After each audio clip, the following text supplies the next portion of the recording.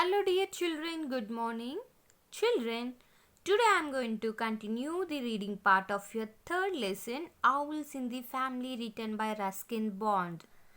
So, all of you open page number 32 in your textbooks. I am going to continue the reading part. So, in our previous class, we have completed the reading part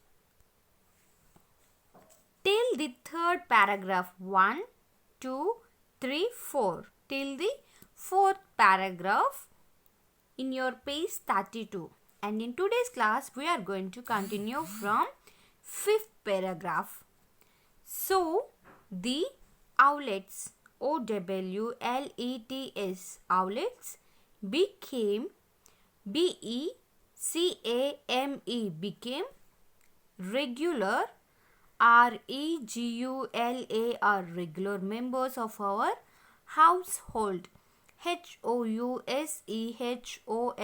Household, and were among the few pets that grandmother grandmother took a liking liking to. She objected objected to all snakes snakes, most monkeys monkeys, and some crows crows. We would had all of these for pets from time to time, but she took took quite a fancy fancy to the owlets owlets, and frequently frequently fed them spaghetti spaghetti. Next paragraph. They seemed to like spaghetti. In fact, the owls became so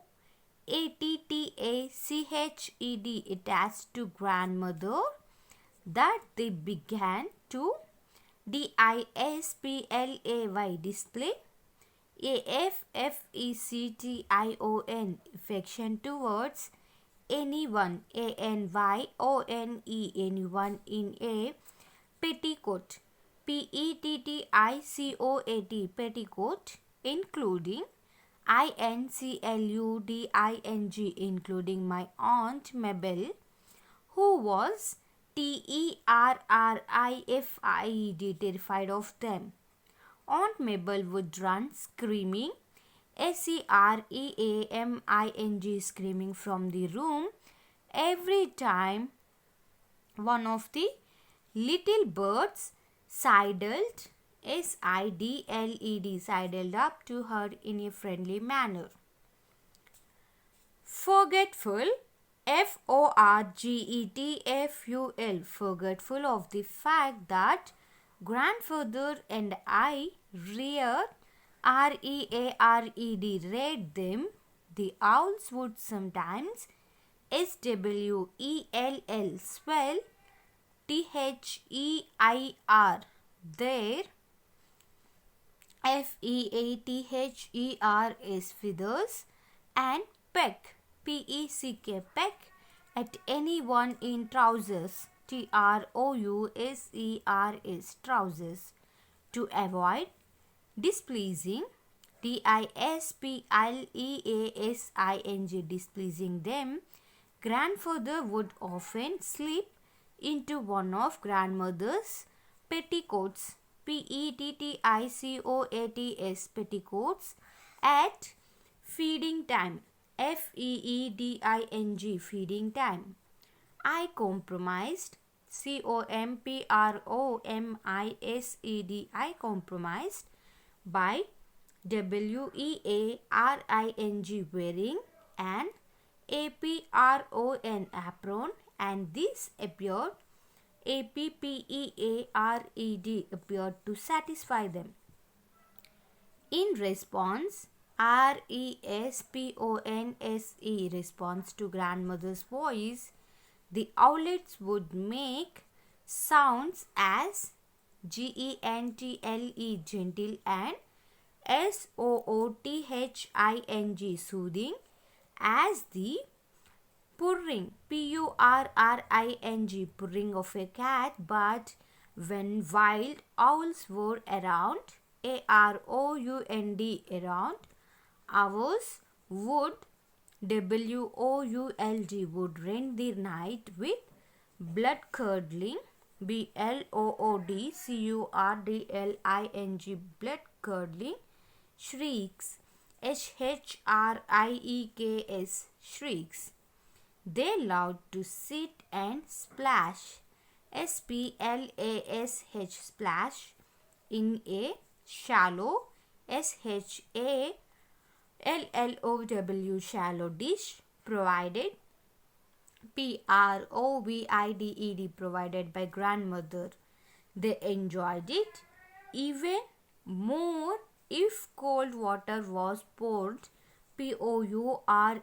poured, over them from a jug, jug, while they were in the bath, bath.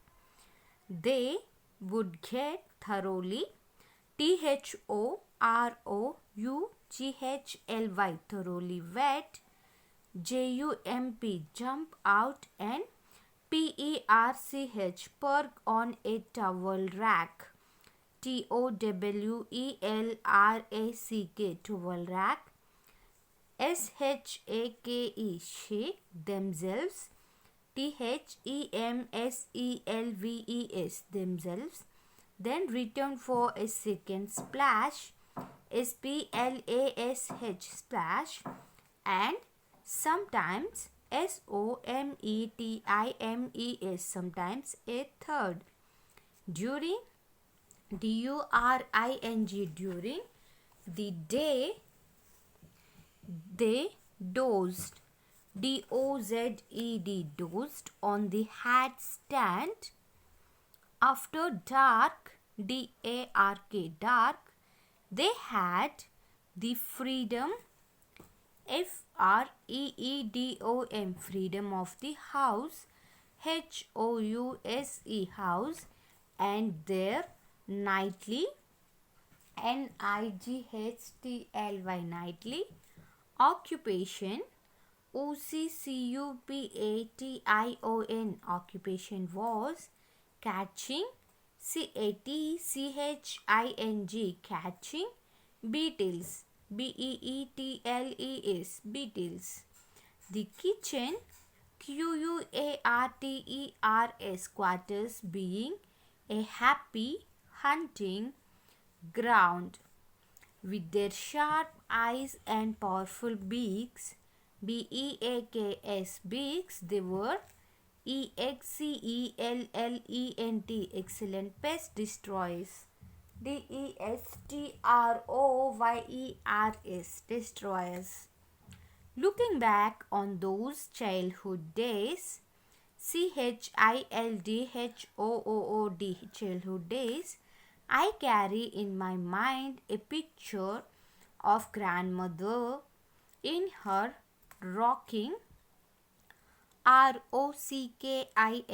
rocking chair with a contented, contented owlet sprawling, sprawling on her apron, apron lap. Once on entering, entering her room, while she was taking an afternoon nap, I saw that one of the owlets had crawled, crawled up her pillow till its head was snuggled, snuggled under her ear. Both grandmother and the little owl were snoring. Snoring, snoring. So children, once go through the reading part 2 of your lesson 3, Owls in the Family, written by Ruskin Bond. Watch this video carefully children, and if you have any doubts you can ask me. Bye children, thank you.